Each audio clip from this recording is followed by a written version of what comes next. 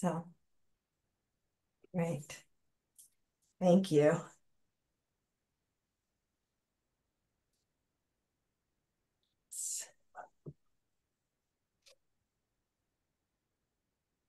Okay, people are getting connected. That's nice.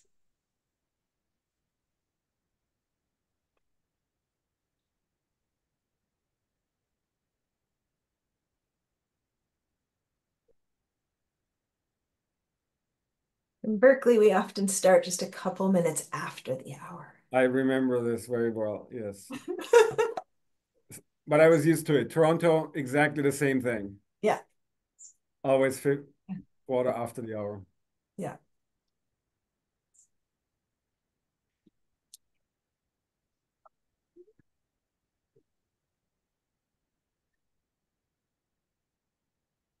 It's nice to see some people who were at the last two Conflux seminars and some new people. That's great.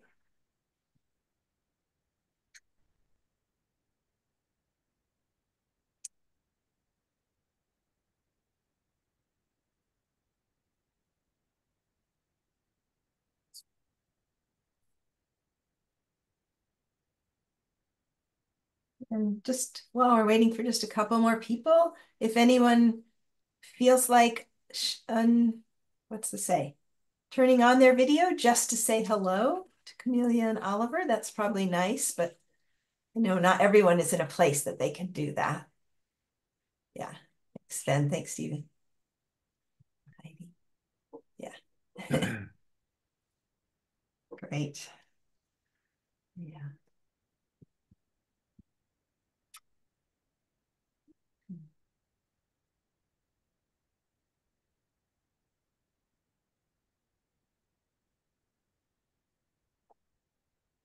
What do you think? Ian, anyone else? Do you see anyone else coming in, or maybe we'll start? Get started. Yeah. All right. It's like we're a cozy small group for fall. We're heading into fall. We've come together, which is very nice, for this third Conflux seminar, the coming together and intermingling of flux science and Indigenous research and land. So I'm really pleased today to be able to introduce to you our two speakers who will be in a conversation with each other. First, Camellia Gray, who is an Inuvialuit descendant, resident of Inuvik in the Northwest Territories, Canada. And she provides her expertise on several Indigenous advisory councils, such as for the Canadian Peatland Project. Listener, welcome, and we're really grateful to have you today. And then Oliver Sonnentag is Associate Professor at the University of Montreal, and he studies atmospheric biogeosciences and high latitudes and changes in land-atmosphere interactions in response to the rapidly changing climate and permafrost conditions there. But I think, as you'll see, there's nice overlap in what each of you are thinking about and how you're thinking about it. So with that, love to turn it over to Oliver and Camellia.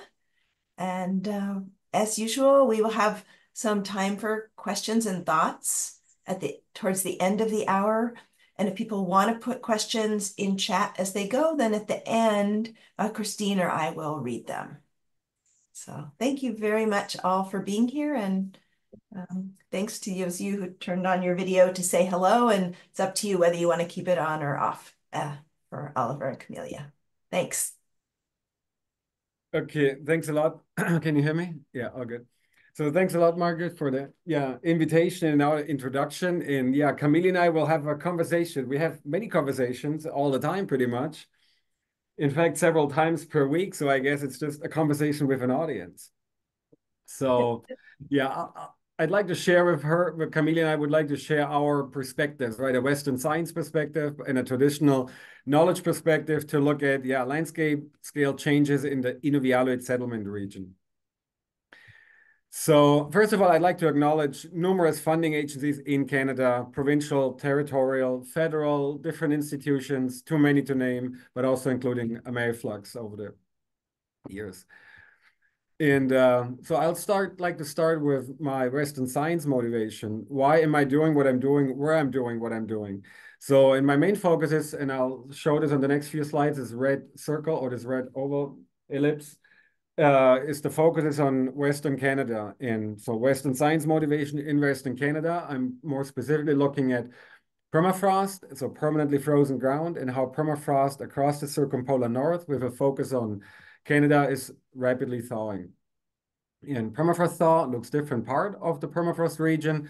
Here an example from the North Slope in the Northwest Territories, how the coastline is falling apart pretty much versus more southern, permafrost that's thawing rapidly in the continuous and discontinuous and sporadic permafrost zone, so near the southern limit of permafrost distribution, where permafrost is rich in ground ice and ground ice is melting, causing subsurface subsidence and the development of so-called thermokarst features.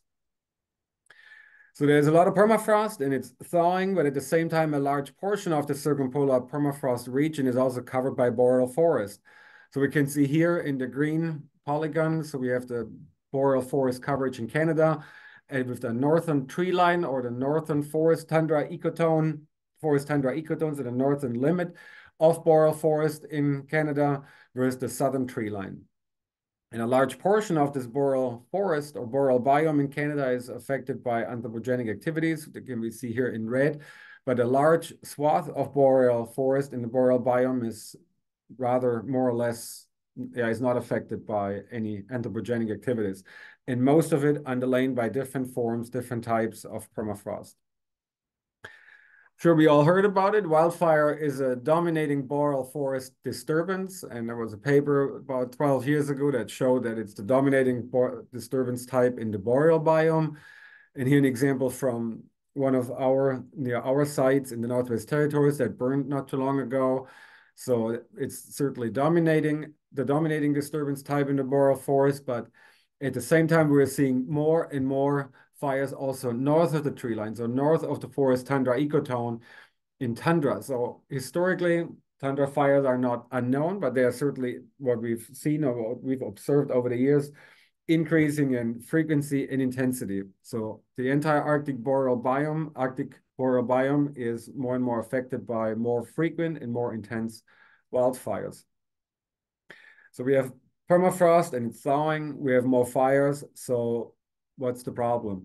So in Western Canada, a lot of carbon is stored in permafrost and permanently frozen ground. And there are two ecozones, as we call them in Canada, pretty much the same as an ecoregion in the US.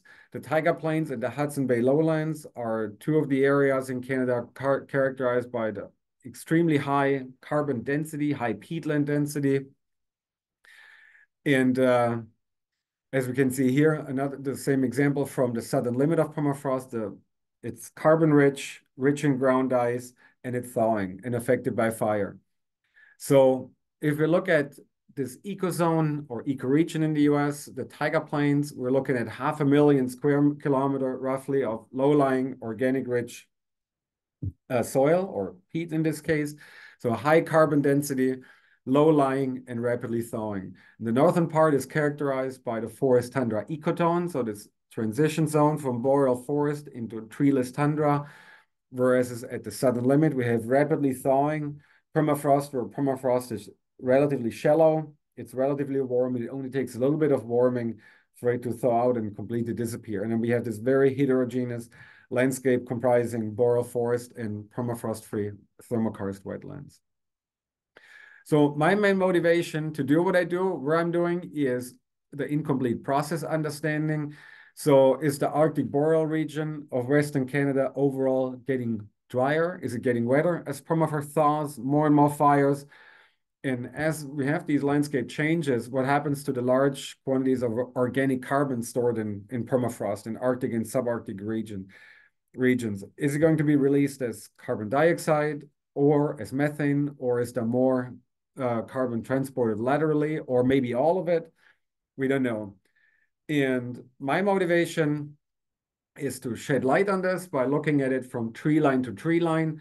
When I arrived in Canada about 12 years ago, I was aware of a site that most likely most of you have heard about. It's the Old Black Spruce site, the southern Old Black Spruce site in central Saskatchewan, near the southern limit of the boreal forest. And over the last few years, my group has added several 80 Covens towers to the Northwest Territories, starting with Scotty Creek, SCC, the Scotty Creek Bog, Smith Creek, and then Havik Creek, and then Trail Valley Creek at the tree line. So together, these sites are more or less a 2,000-kilometer transect from the southern tree line to starting with southern Old Black Spruce all the way up to the northern tree line. And data from all these sites, it's more or less up to date, are part of AmeriFlux and also in FluxNet methane. Data found was included in ABC Flux and several other initiatives. So maybe some of you have seen the data or even worked with the data from these towers in Western Canada. Together, they are pretty much from tree line to tree line. They are along a climate gradient or a thawing permafrost gradient, with southern Old Black Spruce in the south as permafrost free. And then we have isolated, sporadic, discontinuous, and continuous permafrost as we go further north, all the way to the forest tundra ecotone, with the northernmost site, Trail Valley Creek, just north of the tree line. Okay, and yeah, here in a FluxNet or a AmeriFlux view, the sites stand out given their remote location in the Northwest Territories. And over the years, my group has published a few papers, for example, using auto chamber measurements, complementing the 80 Covens measurements, showing how mineral upland tundra is a sink of atmospheric methane and not a source as permafrost keeps changing.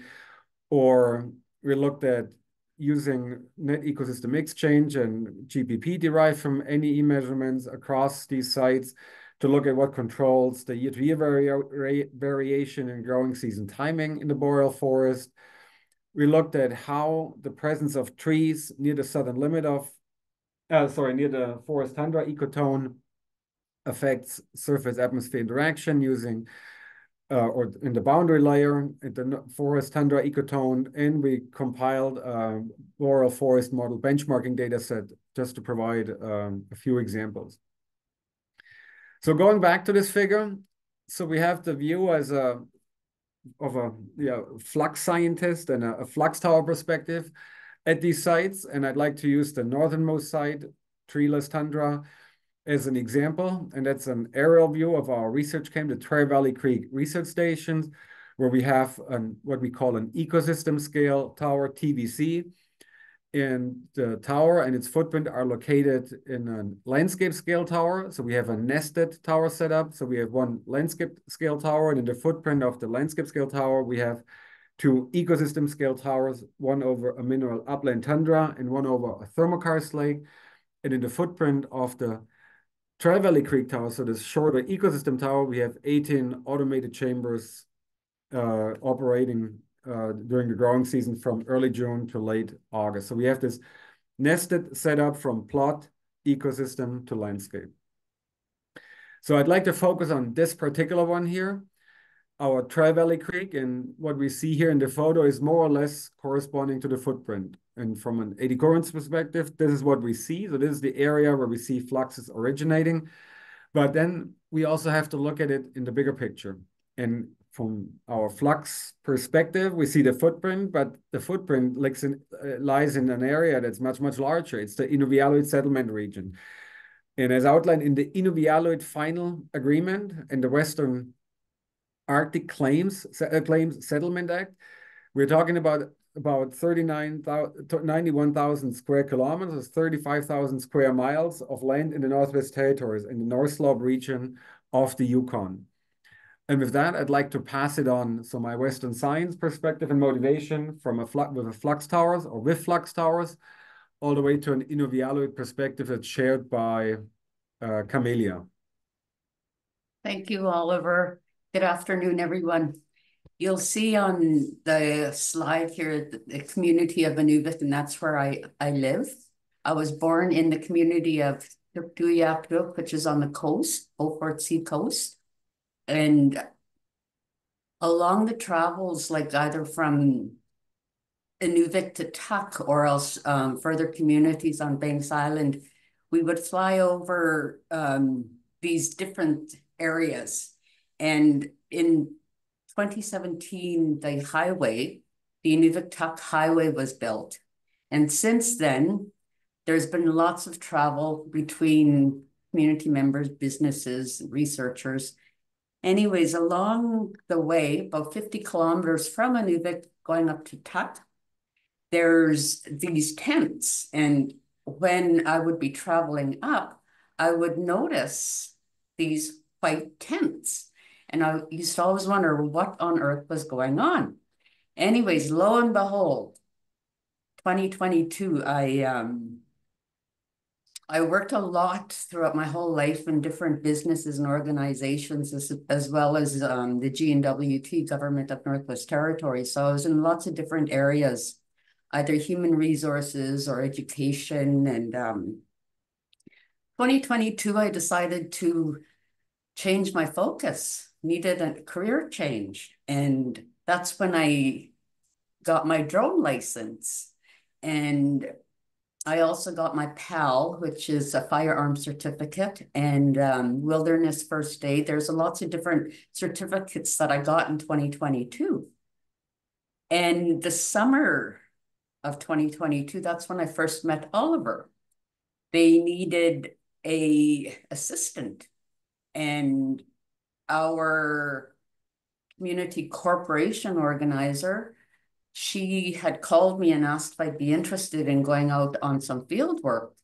And that was just around the ending of COVID. And I met Oliver and I was interested in going on field work. I heard about Trail Valley, but I didn't know where it was. And they were going to helicopter me out. So it was like, fine, I was all ready. Lo and behold, there was a family member who caught COVID. So I had to delay my travel a couple of weeks to Trail Valley. And a few weeks later, they helicoptered me to Trail Valley. And this was when I first noticed this is an area where I was always interested in finding out what's going on. So here I am, Trail Valley, and you'll see it's a beautiful area. You feel very grounded. I love our land. And when you're out with any project or else just traveling out on the land, either hunting, fishing, or trapping, you always feel grounded. It's the Inuvialuit Settlement Region. It's like the Western Arctic period is very unique. There are lots of different animals, lots of different natural resources around. And when I was here at Trail Valley and I met quite a few of the assistants or students and other researchers, I love meeting and greeting people.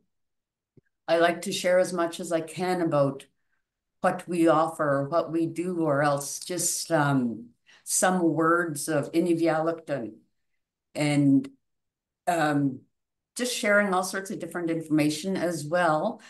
I'm focusing on a different focus of my career. So I started learning about fluxes, started learning more about permafrost, started learning more about gas emissions. I was very fortunate to meet two wonderful people, and I mentioned to her, actually, Katie Bennett, that I would be talking about her, so I'm hoping her ears are ringing. But anyways, she taught me a lot.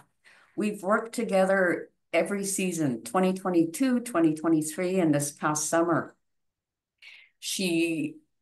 This past summer, actually, we went up the beginning of June to Trail Valley, and we set up the auto chambers right from track, bringing them right from the research site to, it's about 1.5 kilometers away. So, just bringing the auto chambers out, getting it all set up.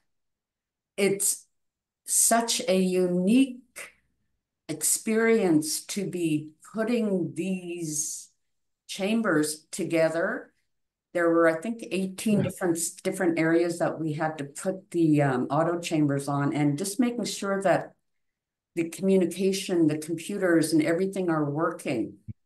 And in a few photos, you'll see what I'm talking about. But with technology these days, we're very fortunate, let alone right now doing this webinar. It's the first time, well, second time actually, that we're doing this webinar. So I'm feeling more comfortable talking about what I'm learning and different experiences I'm having using the computer system. Anyways, when we were at Trail Valley setting up these auto chambers, one of the researchers, he was in England, and we had to set a time just to do our video call to make sure that we were all set up perfect. So late in the afternoon, we managed to connect with one of the researchers who helped set up the auto chamber computer system, because we had everything all connected. Lo and behold, he's just pressing a button in England, and then here we are in Trail Valley, 50 kilometers away from Inuvik, right on the, open tundra. It's this beautiful area. Anyways, he's in England. He presses a couple of buttons, and I actually got a photo of it, and presses a couple of buttons, and next thing we're watching the auto chambers just start to work. And we were very relieved that we set everything up perfect. And that's just a quick experience with Katie. And she was also the one that had showed me how to do floating chambers. And I learned more about gas emissions. And we're sitting there and talking about either experiences on the land or else the reindeer herd, because I used to do reindeer herding years ago, and fishing. But, we're sitting there looking and timing the floating chambers, and you see all of these bubbles from the pond or the lakes. And sometimes it's just amazing. It's so calming, yet then you're wondering, like, what's happening? Like the land is, in Inuvialuit, the land is Nuna. And when we say beautiful land, it's Nuna Alianaituk. It's our beautiful land. And we have a lot of photos. And you'll, like on the current slide right now, 81 images.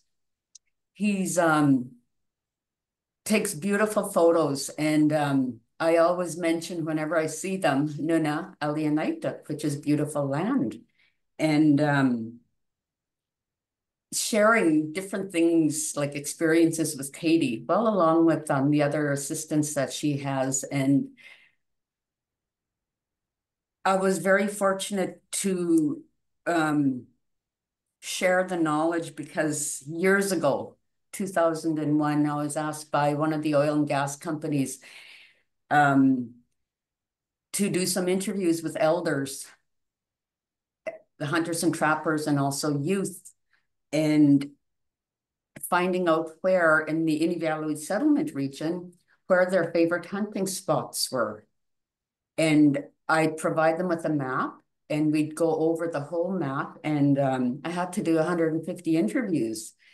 And I learned a lot from the elders, the hunters and trappers, and the youth, especially because they're always so interested in learning more. And with the material that we got from the elders, the hunters and trappers, and the youth, we had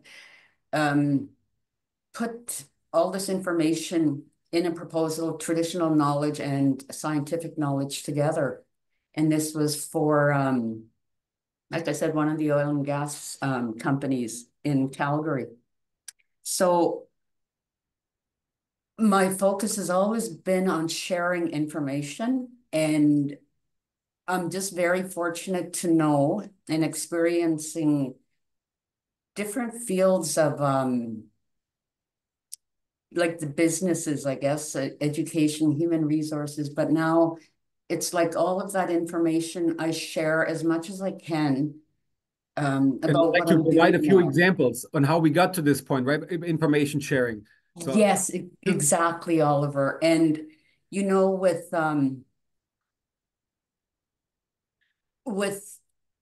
well, working with the students and different researchers all over the world, it's always so nice to be able to share and communicate and discuss different areas of concern that we have as Inuvialuit or as Aboriginal. And as climate changes, as climate changes and winters and summers are extra long, or else darkness is starting to come now and cold is coming, and there's so many different areas that we have to share the information from scientists and researchers, and I'm fortunate to be able to share as much as I can, and I do so when I'm asked. I share as much information about Trail Valley or else different researching taking place.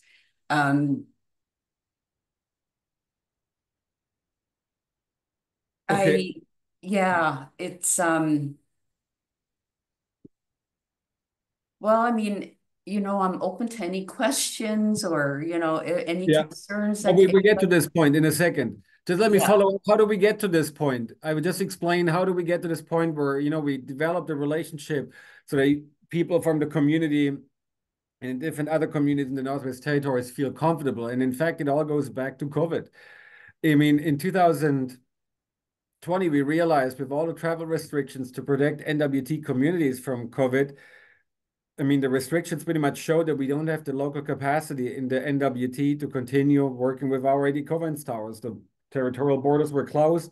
There were very tight travel restrictions, and we were just not allowed to go in and visit our sites, and for obvious reasons.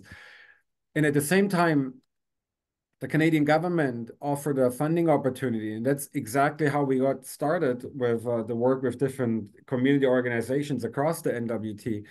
The Future Skills Center in Toronto had a call for proposals for folks across the country to propose concepts to shockproof the future of work and to help with skill development across the country, and especially parts of the country affected the most by COVID-19. And for this call, we developed a proposal, and we proposed to focus on the Northwest Territories. So we proposed a training module or several training modules, starting with online training. So we developed different courses, online material that's still all available and accessible. So a platform at the Université Montréal.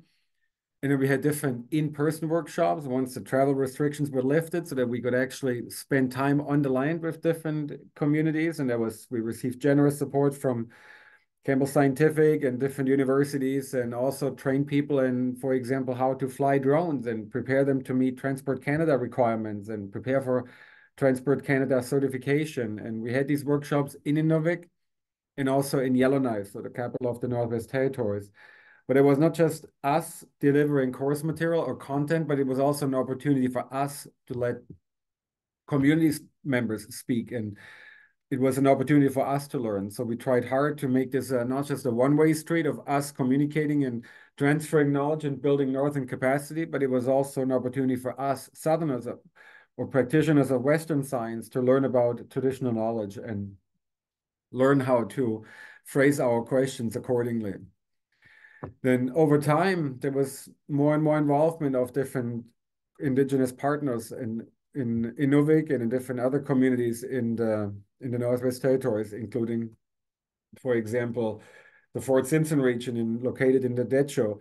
But over time, got to know different communities better and better, and also involved them more often and more closely in infrastructure maintenance, right? We provided the build capacity, but at the same time also learned about the research needs of community members. And one example that was really shaped and that Camellia was an integral part of is a project funded by Canada, the United Kingdom, but also by Canada and United Kingdom, and it's Indigenous led, and it's a project on looking at beavers and the impact of beaver population in the Inuvialuit Settlement Region in the last 20 years. For example, beaver damming, and it's our role in it, is looking at lake water quality and quantity of beaver damming and how beaver damming decreases dissolved oxygen in lakes and causes a buildup of organic matter in lakes and streams.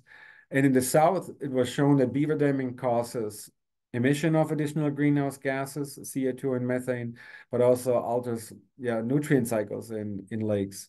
So the question was, how does beaver activity or occupancy impact lake biogeochemistry in the ISR? And that's where we come back to Katie Bennett, and that's why Camellia mentioned Katie Bennett a few times. She's a PhD student in our group, and she was an integral part of this project.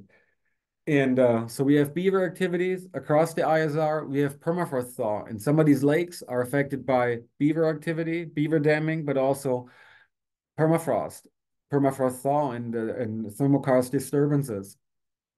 And with her project, Katie was looking at how the combination of thermokarst disturbance and beaver damming affects lake quality and quantity in the Inuvialuit Settlement Region.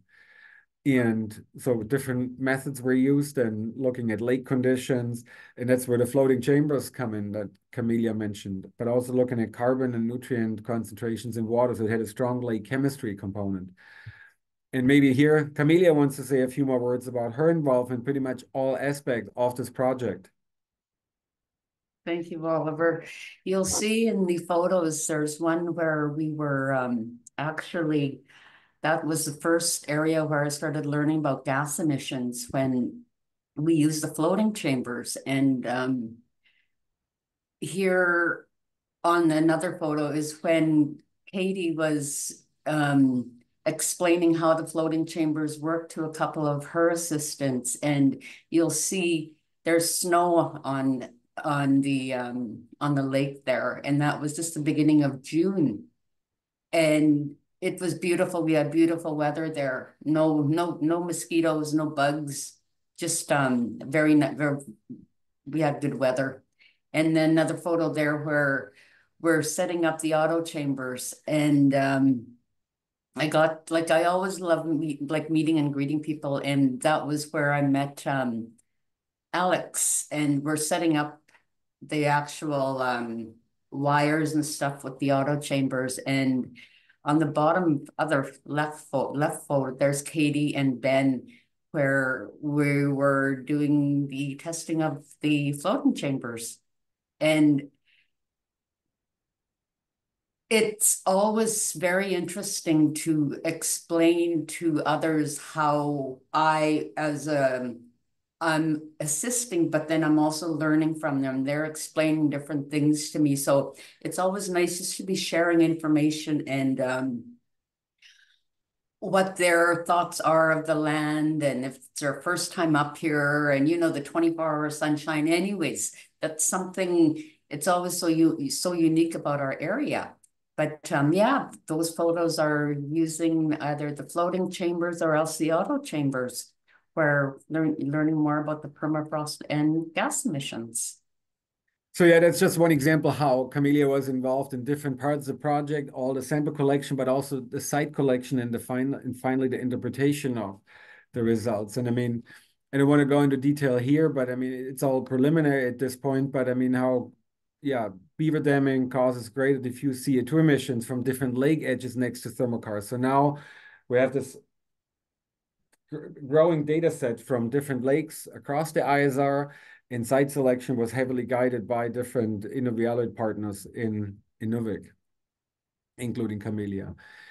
And I don't know if there are any Canadian listeners in the audience here, but a big component of all this is also science communication. And from what I learned, most people in the States don't know what that is, the nature of things, but it's one of the longest running nature documentary series on Canadian national TV, The Nature of Things. It goes back to the 60s. And there will be an episode on increased beaver activity in the Canadian, but also in the Alaskan Arctic. So there was one part filmed in Alaska, and the Canadian component involved Camellia and Katie. You heard the name now quite a few times as the local fixers. They then to guide, sorry, there's a student. So in guide filming of the episode that's coming in 2025.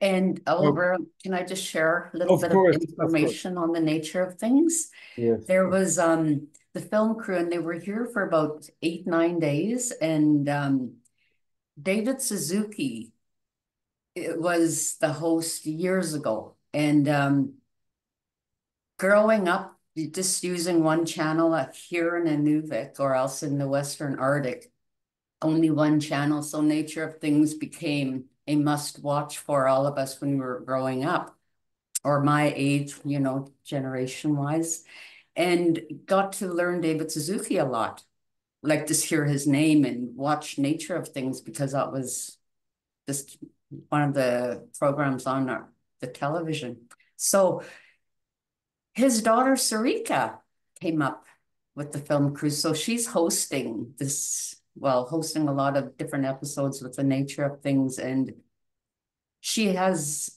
well, all of them have very strong interest in our land and the tundra. And you'll see like the dams there. It was quite the learning experience for me too, because you'll see in the middle there, the photos, you know, that's one of the routes. That's a big dam that was built.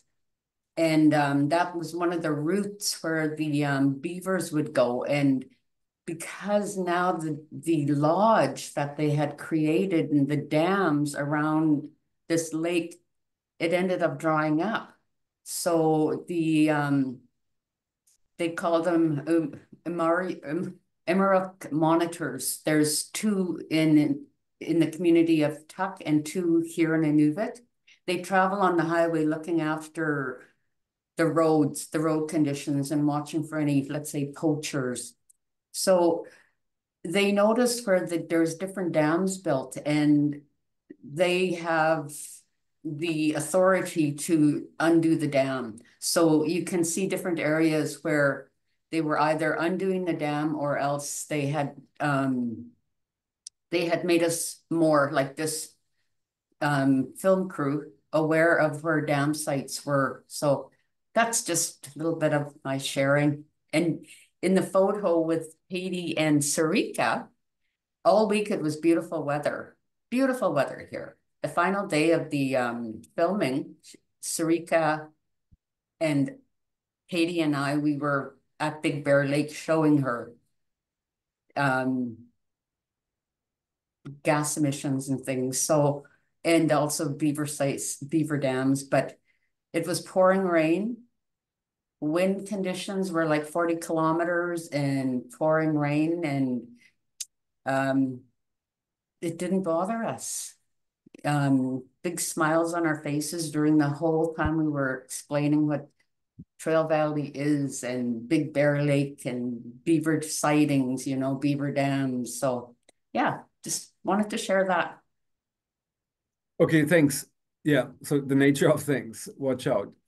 So I'd just like to mention a few initiatives, national initiatives in Canada that Camellia is part of on the Indigenous Advisory Board. For one being Permafrost, Answer Create Leap, which is a training school that involves Southern students in different Canadian universities, but also has strong Indigenous involvement. And Camellia is one of our Indigenous partners in this national training school.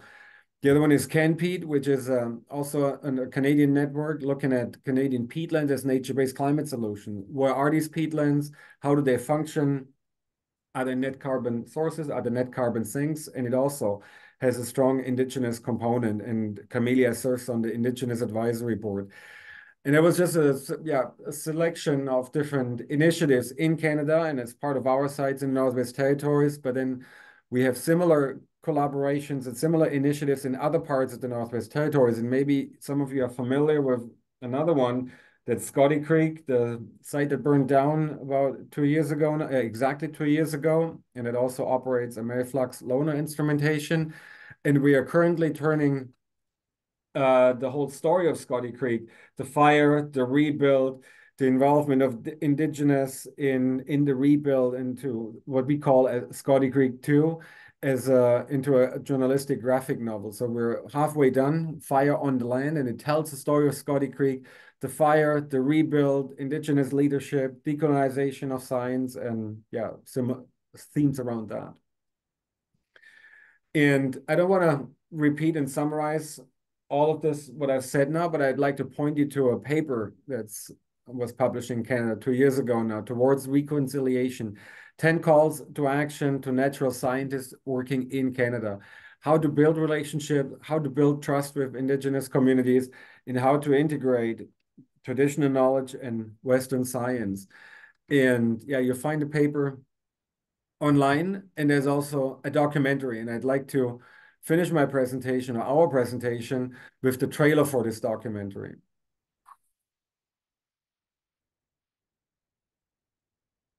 Science has this purpose to describe everything in the physical. It has built itself up to be the thing that is the validator of all ways of knowing. Our people have been in this region for tens of thousands of years. Science was part of the colonial project. Science was, in fact, the belly of the beast.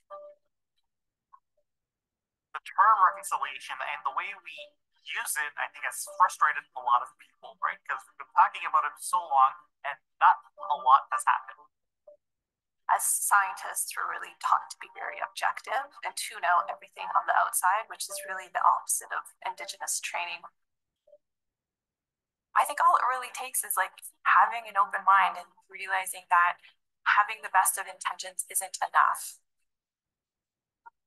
You don't do nothing in this life without somebody else's assistance, somebody else's ability, somebody else's know-how. Universities and scientists, you're the privileged ones. You need to step up, you need to do better, you need to do more. The goals that we should be setting is to make sure that we're rebuilding the ability for Indigenous people to take responsibility over the land, the water, the air. Often Indigenous communities have a creation story, and I think reconciliation is an important part of Canada's creation story and how we can jointly develop that story.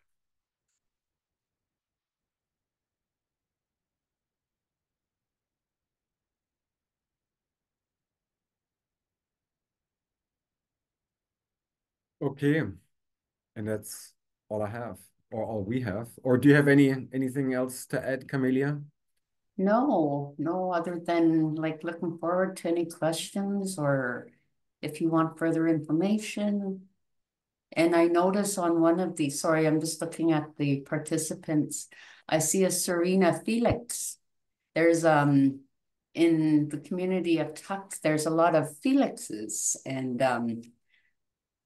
just so you know, Serena, you may have relatives up here.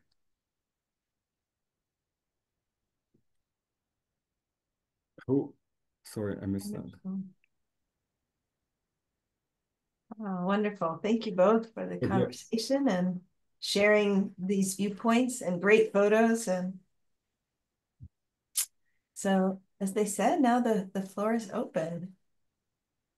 Or people are invited into the conversation. It's really nice.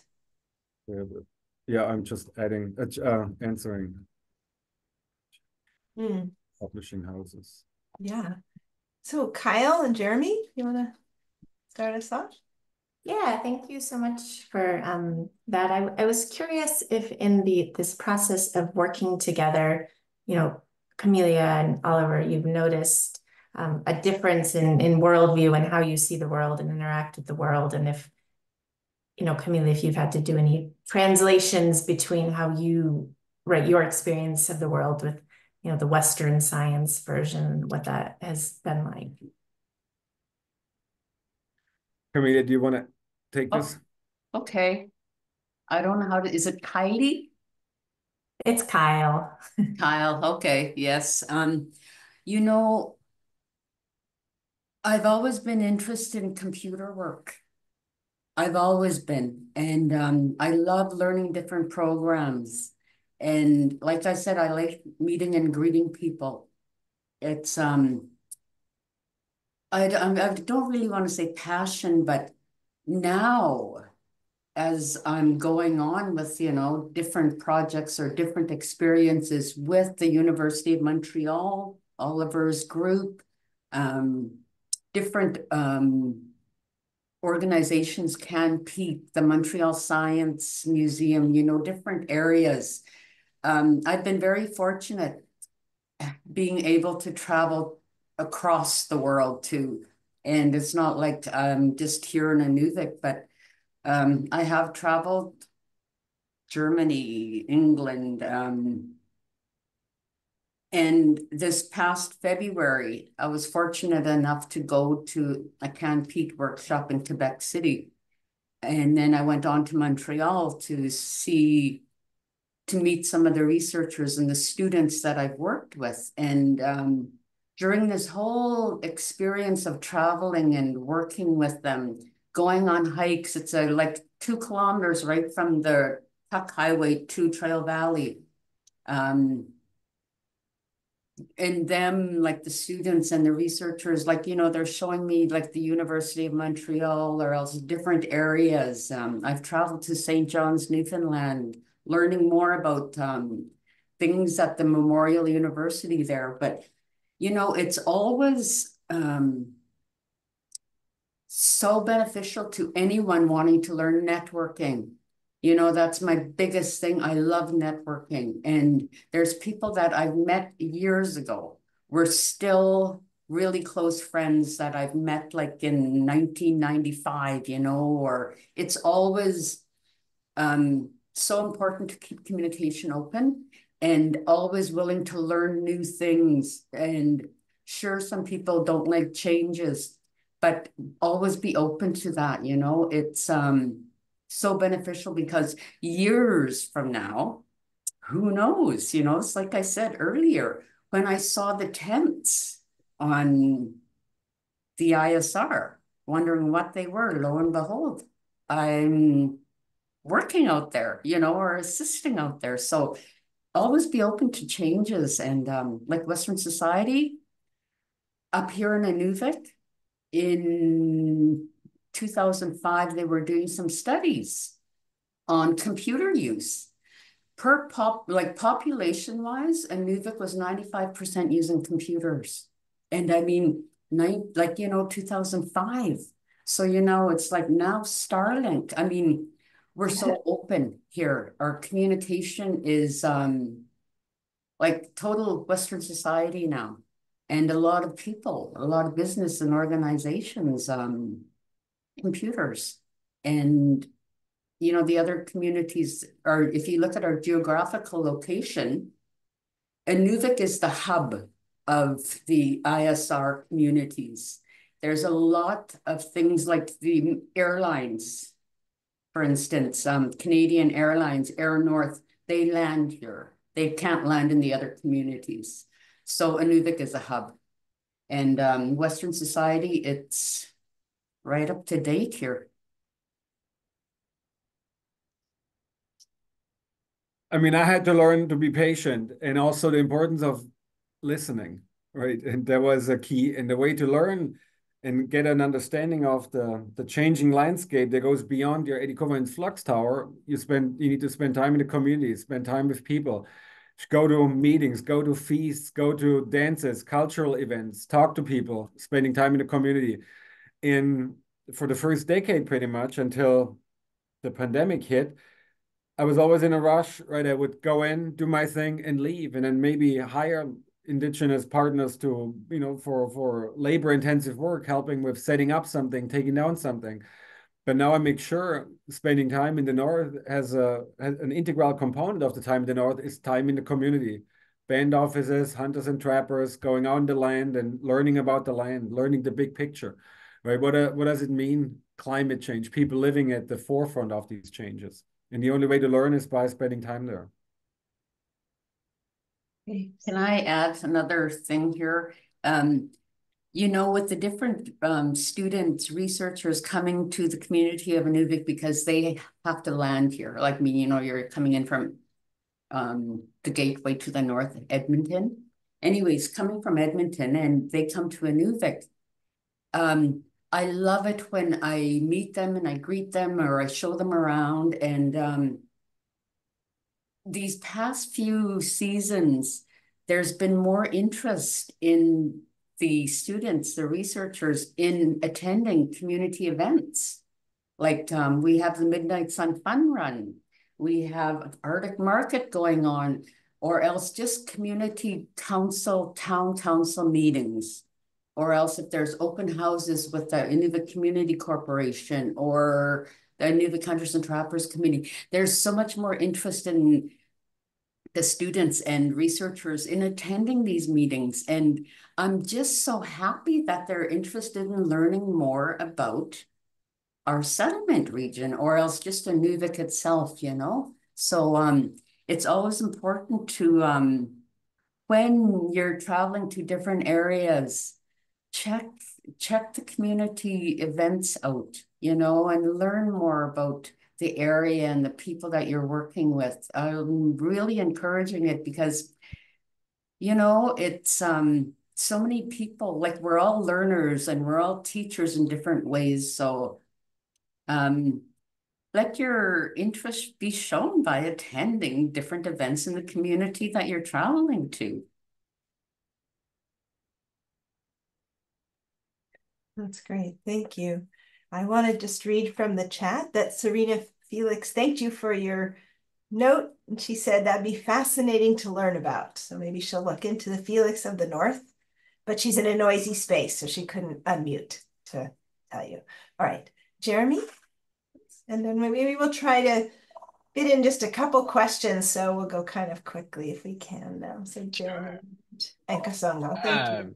Yeah, thank you both for coming to talk to us. I guess my question builds on a lot of what was just said about like really kind of integrating and learning a lot from each other. I'm curious whether that collaboration and the kind of increasing cross-pollination of worldviews and like learning to be patient, learning to see, you know, this space through the indigenous eyes has led to a change or an evolution of the actual research questions at all. Like whether there's been any kind of co-design of what it is you're trying to figure out, or whether you're basically, yeah, just like whether you still feel like you're mostly pursuing the same questions, but maybe with a little different awareness. No, it has changed entirely, in fact. And a good example was the beaver project, right? I mean, I had beavers not on my radar at all, or for example, different community members expressed concern about abandoned oil and gas wells in the area. I mean, Camellia mentioned oil and gas, and there were boom and bust cycles in, just as an example, in the Inuvik area. And there are hundreds of oil and gas wells, right? And are they emitting methane? Are they a source of pollution, air, water, and soil? So I mean, they put these interactions and discussions and field trips and time on the land, put the abandoned oil and gas wells and abandoned oil and gas infrastructure in general on my radar, right? We are in the process right now of putting together a proposal that is led through Nordic countries, and it has a Canadian and an American component. For example, and for the Canadian part, Indigenous community organization is COPI formally, right, at the same level. So we're developing this proposal from scratch. And as part of this proposal, for example, we are we're proposing a full-time position for Camellia in Inuvik as Indigenous liaison between the Circumpolar Project and the Inuvialuit community in Inuvik.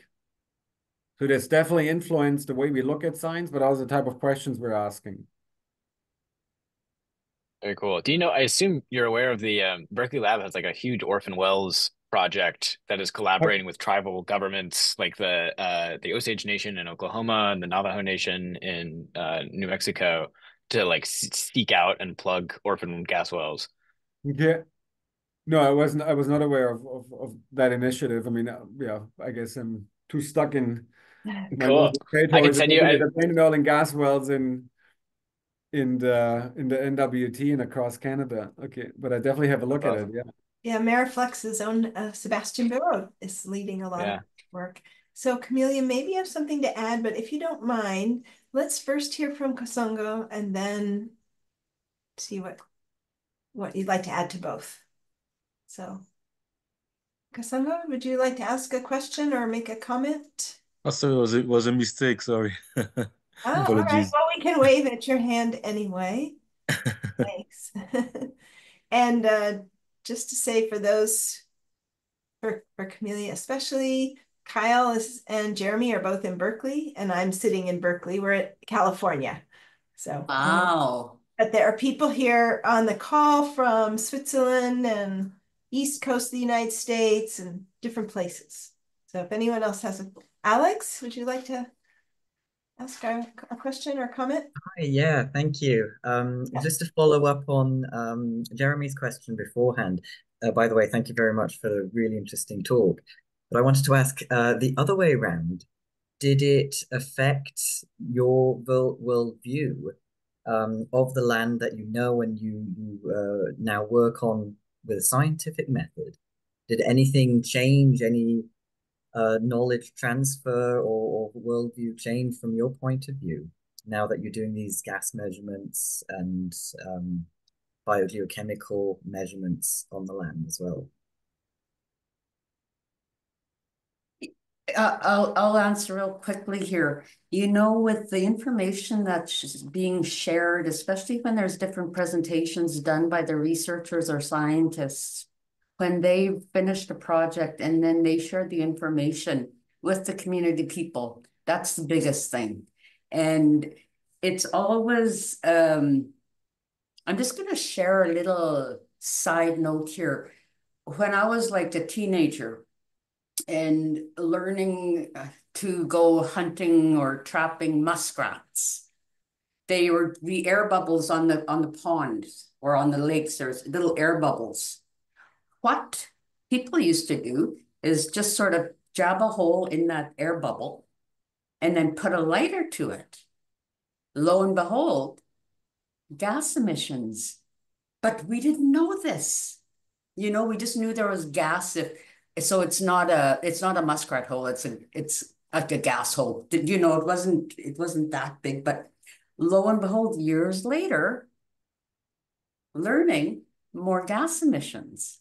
And you know, that's a different way to sort of, like, I've learned, a lot of the community people have learned about researchers or research projects being taking place in our area.